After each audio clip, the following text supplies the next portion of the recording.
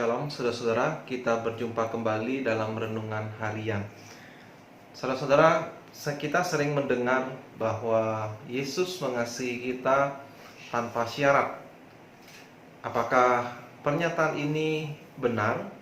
Ataukah ada hal-hal lain yang harus kita periksa? Betulkah kasih Yesus kepada kita itu tanpa syarat?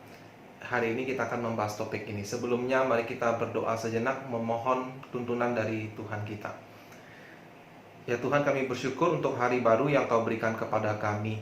Pada hari ini kami akan belajar kembali apa yang Kau katakan dari firman-Mu tentang kasih-Mu kepada kami. Buatlah kami memahami dengan baik dan dengan benar, sehingga kami bisa memiliki pemahaman yang tepat dan punya sikap yang benar terhadap kasih-Mu itu kepada kami. Pakai hamba-Mu untuk boleh menjelaskannya. Di dalam nama Tuhan Yesus kami berdoa. Amin. Kasih Yesus kepada kita adalah tanpa syarat. Ini benar, tetapi juga bisa disalah mengerti. Seperti apa? Kasih Yesus kepada kita tanpa syarat dalam arti Yesus menerima kita dengan segala keberadaan diri kita, dengan segala masa lalu kita, dengan segala kejahatan dan dosa yang pernah kita perbuat.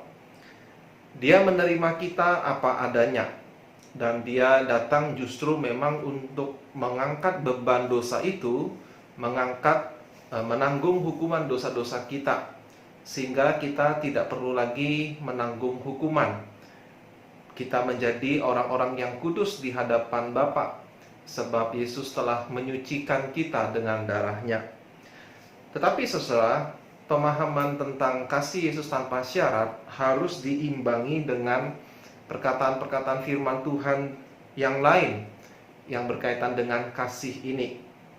Saya akan membacakan dari Yohanes pasal 15.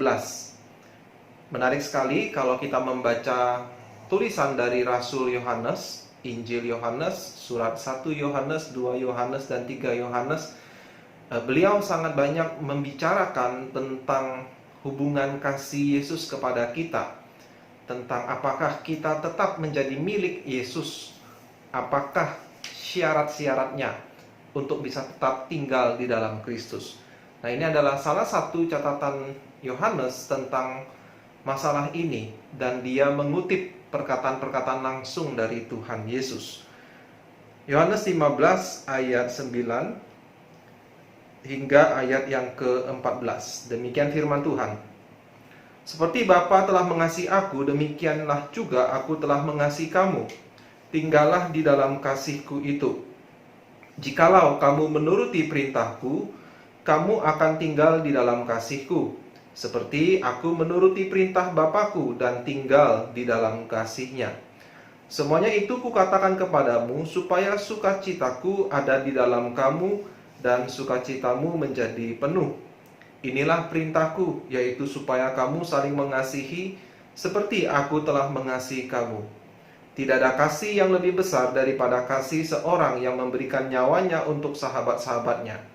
Kamu adalah sahabatku, jikalau kamu berbuat apa yang Kuperintahkan kepadamu. Amin. Demikian pembacaan firman Tuhan. Bagian ini pernah dijelaskan oleh contoh atau ngai dalam kebaktian yang lalu, dan saya hanya ingin mengajak kita memperhatikan berkaitan dengan topik kita, yaitu kasih Yesus untuk kita bisa tetap tinggal di dalamnya.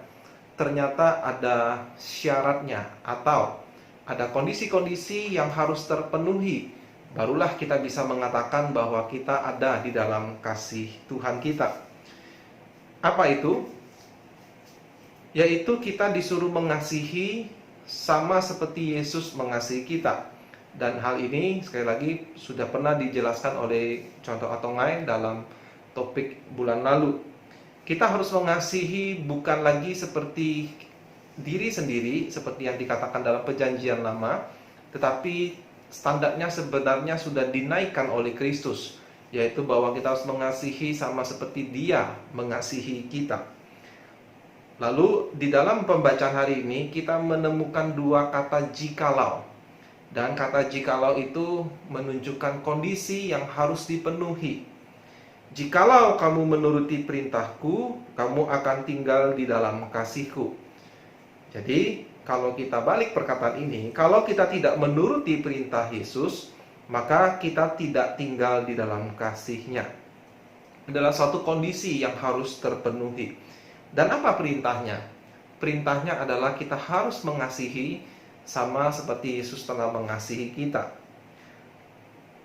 Hal ini diulangi, yaitu di ayat 14. Kamu adalah sahabatku jikalau kamu berbuat apa yang kuperintahkan kepadamu.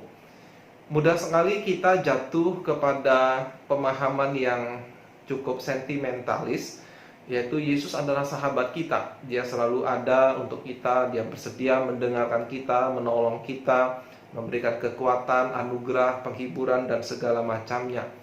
Tetapi apakah kita telah memenuhi kondisi atau syarat yang Yesus katakan? Kamu adalah sahabatku jikalau kamu berbuat apa yang kuperintahkan kepadamu. Nah, sekali lagi saudara, perintah yang Yesus maksudkan adalah perintah untuk saling mengasihi, sama seperti Allah mengasihi kita. Jadi saudara-saudara, kita hanya bisa mengatakan bahwa kita adalah sahabat Allah, sahabat Tuhan Yesus, kalau kita memenuhi syarat-syarat ini.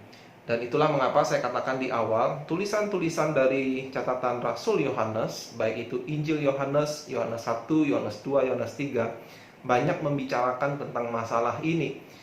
Sepertinya Rasul Yohanes punya perhatian khusus tentang klaim orang-orang Kristen bahwa dia adalah anak-anak Allah, dia adalah murid Kristus, tetapi pada faktanya tidak menaati apa yang Yesus perintahkan. Jadi sebetulnya cukup memalukan merasa diri adalah sahabat Yesus, murid Kristus, pengikut Kristus, tetapi tidak melakukan apa yang dia lakukan. Dengan demikian justru mengeluarkan dirinya sendiri dari keanggotaan gereja yang yaitu tubuh Kristus yang sejati. Bisa saja orang-orang ini menjadi anggota gereja, mungkin menjadi aktivis bahkan, tetapi sebetulnya di dalam hatinya tidak mengasihi seperti Yesus mengasihi. Bahkan sulit mengampuni atau hal-hal lain. Sekali lagi saya mendorong kita untuk membaca keseluruhan dari tulisan-tulisan Rasul Yohanes. Kita akan menemukan kondisi-kondisi yang ternyata dapat membuat kita tidak memenuhi syarat untuk menjadi tetap di dalam kasih Yesus ataupun menjadi sahabat Yesus. Nah, mengapa hal ini penting, saudara? Sebetulnya mengikuti perintah Tuhan justru tidak memberatkan kita. Ayat 11 Tuhan Yesus berkata, "Semuanya ini kukatakan kepadamu supaya sukacitaku ada di dalam kamu dan sukacitamu menjadi penuh." Tuhan Yesus sebagai pencipta kita tahu maksimalnya sukacita kita, kebahagiaan kita, dan bagaimana untuk mendapatkannya. Dan Yesus menjelaskan, kalau kamu menuruti perintahku, maka sukacitaku, sukacita Tuhan Yesus ada di dalam diri kita, dan sukacita kita itu menjadi penuh. Nah, coba saudara bayangkan, ya, ada seseorang yang tidak bisa mengampuni, menyimpan dendam. Mungkin dia merasa bahagia dengan menyimpan dendam, mengingat-ingat kesalahan orang yang bersalah kepadanya. Mungkin dia ada rasa bahagia kalau melihat orang yang bersalah padanya mengalami musibah atau kecelakaan. Tetapi apakah itu sukacita yang terbesar? Sukacita yang terbesar adalah ketika kita menyadari pengampunan dari Tuhan. Kita berdosa kepada Allah yang maha tinggi, yang maha mulia, tetapi Dia mengasihi kita, dan Dia tetap menerima kita, kasih yang tanpa syarat itu. Dan sewaktu kita mengenal kasih itu, menerima kasih itu, maka kita membalas kasihnya dengan menuruti perintahnya, yaitu mengasihi semua orang, mengharapkan orang lain pun merasakan pengampunan dari Juru Selamat kita. Dan ini mengubah cara pandang kita, termasuk pada waktu kita diperlakukan salah oleh orang lain. Ada belas kasihan, ada pengampunan, ada kerinduan agar orang itu diubahkan dan diselamatkan.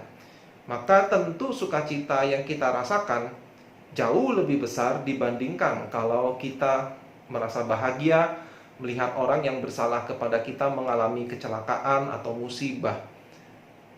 Sebaliknya, kalau kita sudah mengenal hukuman yang Allah sediakan kepada orang yang tidak bertobat di neraka, maka sewaktu kita mengetahui ada orang yang binasa, hati kita seharusnya merasakan belas kasihan.